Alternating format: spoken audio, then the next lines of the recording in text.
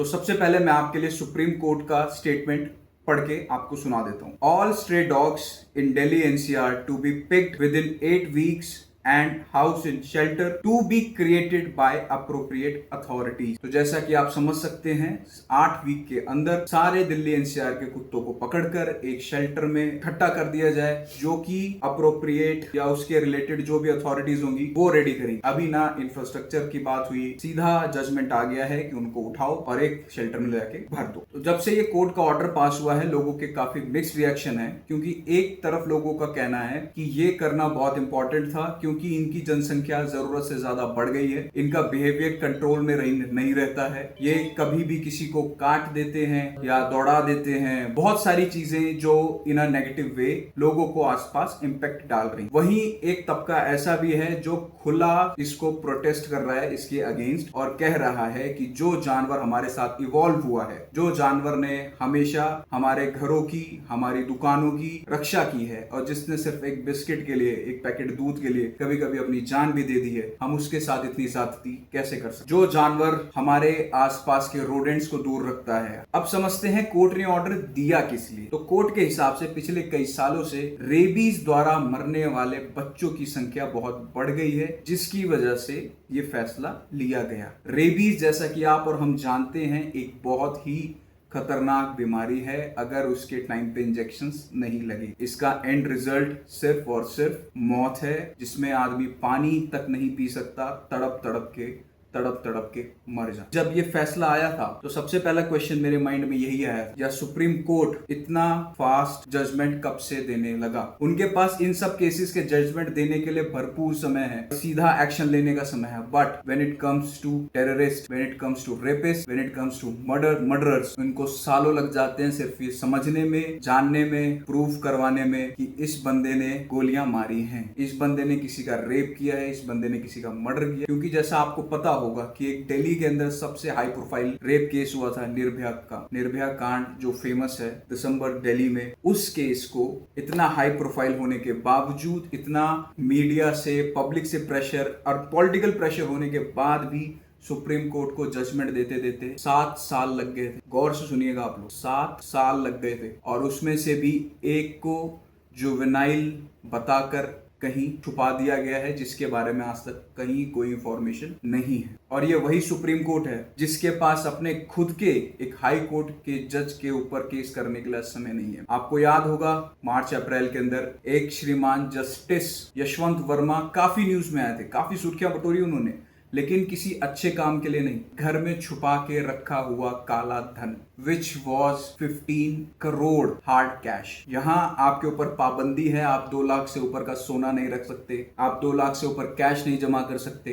Body ने पकड़ लिया, that amount will be seized. आपको वो डिटेल देनी पड़ेगी, आप वो पैसा कहां से लाए हो, आपको एक एक पैसे का हिसाब देना पड़ेगा। But these so called law के रक्षक आर द बिगेस्ट भक्षक ऑफ लॉ, और उन्हीं यशवंत वर्मा जी को कोर्ट ने इलाहाबाद हाई कोर्ट में ट्रांसफर कर, and he is still sitting जज इन इलाहाबाद कोर्ट। ये तो जुडिशरी का हाल है, और ये हमें, आपको, कॉमन इंसान को बोलते हैं कि आपको अपनी जुडिशरी पे, अपने कानून पर आपको भरोसा रखना चाहिए। कानून उस लाठी का नाम है जो सिर्फ पैसे वालों, पावरफुल लोगों और नेताओं के काम आती है। ये लाठी सिर्फ कॉमन इंसान के लिए है, उसको मारने के काम आती है, उसको तोड़ने के काम आती है। और अभी रिसेंटली, कुछ ज्यादा पुरानी टाइम नहीं है, बीएमसी ने एक कॉन्ट्रैक्टर को फाइन लगाया है for not performing the construction as per the requirement. अगर आपकी गाड़ी का पोल्यूशन नहीं है, आपको 10,000 रुपए देने, बट 80-90 करोड़ के प्रोजेक्ट की आप ऐसी तैसी कर दो, पब्लिक का पैसे की ऐसी तैसी कर दो, आपको मात्र 5,000 रुपए देने हैं, and you walk out easily. Nobody is going to lay a finger on you. This is the level of corruption in our country. This order has been done and it should be listened to. Right. So what will it mean? It will mean that there are 3 lakh dogs in Delhi. You pick up the 3 lakh and you put them into centers. So first the Delhi government will have to find 1,000 centers. Or maybe 2,000 centers, because you can't put so many dogs together. They'll fight. So first they have to find the land for that. Then they have to build within 8 weeks something that will cost a minimum of 4 to 5 crores, because each center will have to have caretakers, feeders, watchmen, right? So that the dogs don't run out. Then they have to find 2,000-3,000 places where nobody lives. Because if you put it up in the middle of defense colony and you put 100 dogs there, so you can forget about defense colony. Yeah. So you have to find 3,000 places where nobody lives in Delhi and then put them there. Then you're spending to make 3,000 centers, 2,000, 1,000 centers. You will be spending about 10,000 crores, which Delhi government does not have. Then on top of that, it's 5 crores a month for just feeding. If you feed at a very basic level, then you have to find feeders who are willing to go in these 50 dogs who are all fighting with each other because they're unknown and they're out of their territories. So then you have to find somebody who's willing to feed them. So this judgment seems to have been given without any rational thought. It's a judgment stemming from anger. And the odd part is that it's based on a newspaper clip of the reason why he put this suo motu is because he read in the newspapers that a child was attacked and killed by a set of dogs. Unfortunately, in that case, the child was not attacked and killed by dogs. The child and the parents have confirmed that the child died of meningitis. जैसा कि आपने ये video देखा तो समझ आ गया होगा कि जो भी सुप्रीम कोर्ट कह रहा है उनको बस कह देना है। ग्राउंड लेवल पे क्या होता है क्या नहीं होता है वो पॉसिबल नहीं है। जैसा कि हम आप खुद जानते हैं कि एक गली में 4 अलग कुत्तों का रहना ही नेक्स्ट टू इम्पॉसिबल हो जाता है। अगर चारों के चारों वेल फेड हैं तो वहां आ जाता है वाइल्डनेस उनके अंदर, जो कि होता है सर्वाइवल ऑफ द फिटेस्ट। तो इतने सारे कुत्तों को आप ले जाके एक जगह भर दोगे तो क्या करेंगे? वो एक दूसरे को ही मार खा के खत्म कर देंगे। सुप्रीम कोर्ट को जहां तक हमारी समझ है, they should have asked MCD और questioned MCD about the status of street dogs और stray animals on the roads. अब यहाँ पे रोल आना चाहिए था एमसीडी का। सुप्रीम कोर्ट को एमसीडी के ऊपर पेंच कसनी चाहिए थी और उन्हें कहना चाहिए था कि वेयर आर द रिपोर्ट्स। आपने हर साल आप काम करते हो, एमसीडी को बजट अलॉट होता है for the welfare, sterilisation, vaccination, population control, population regulation के लिए हर साल बजट अलॉट होता है। वो बजट जाता कहाँ है? उस पैसे का आप करते क्या हो? आप कितने कुत्ते आपने उठाए, कितनों का आपने वैक्सीनेशन किया, कितनों को आपने स्टेरिलाइज किया, उसका कोई डेटा नहीं है। तो सुप्रीम कोर्ट को पहले तो जो करना चाहिए था, पहले उन्हें खुद करना चाहिए था, उन्हें एमसीडी को पूछना चाहिए था। हमारी एमसीडी के पास प्रॉपर सैनिटेशन का भी तो कोई प्रॉपर इलाज नहीं है। आप जानवरों की तो छोड़ दो, आपकी नालियाँ होती हैं, नालियाँ तक साफ नहीं होती हैं। महीने में भूल के एक बार नाली साफ हो जाती है तो 10 दिन तक वो कचरा वहीं पड़ा रहता है, जिसका 40% कचरा दोबारा नाली में चला जाता है। आज आप 10 साल से देख रहे हैं दिल्ली का हाल क्या है। Who is responsible for all of this? आपने स्टेट का क्या हाल कर दिया। ये कैपिटल है हमारी, किसी का छज्जा 1 इंच बाहर हो गया वहां आप तोड़ने के लिए पहुंच जाते हो।